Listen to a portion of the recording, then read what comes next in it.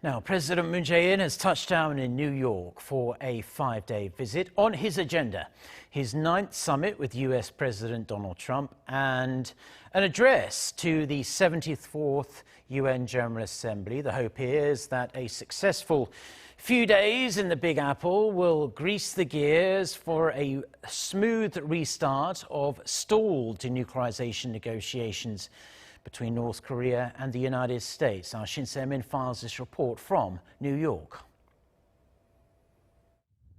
Two moments stand out as the highlights of President Moon Jae-in's marathon 5-day trip to New York. First, his one-on-one with his American counterpart Donald Trump on Monday local time, which will largely focus on North Korea-related matters. Second is his speech to other world leaders at the UN General Assembly on Tuesday. It'll be another occasion for the South Korean leader to show the world what Seoul has been doing to try and denuclearize the peninsula and forge a lasting peace.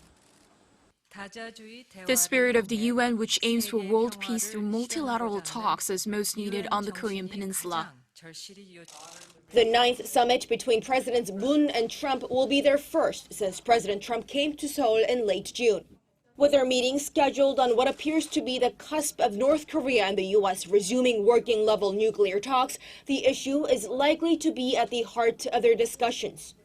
They both want to ensure the working-level talks go smoothly so the process can gather some much-needed momentum after months of stagnation. Prior to his arrival in New York, President Moon expressed his determination to do all he can to foster peace and prosperity in the region. 트럼프 대통령과 정상회담을 통해 북미 대화를 적극 지지하고 지원할 것입니다.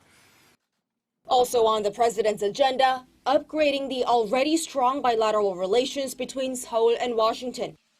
A more touchy subject is negotiating next year's cost-sharing agreement for U.S. troops stationed in South Korea. The trade row between South Korea and Japan could also come up, considering the U.S. government's well-publicized disappointment that Seoul terminated an intel sharing pact with Japan as part of its response to Tokyo's trade curbs.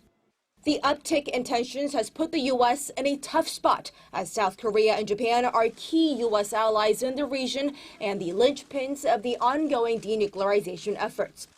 Also on the schedule on his first day in New York, President Moon will have meetings with UN Secretary General Antonio Guterres, as well as his Polish and Danish counterparts on strengthening two-way ties.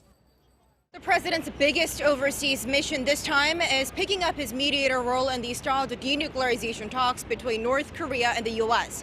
He sees himself as the best positioned to solidly lay the foundation for lasting peace on the Korean peninsula.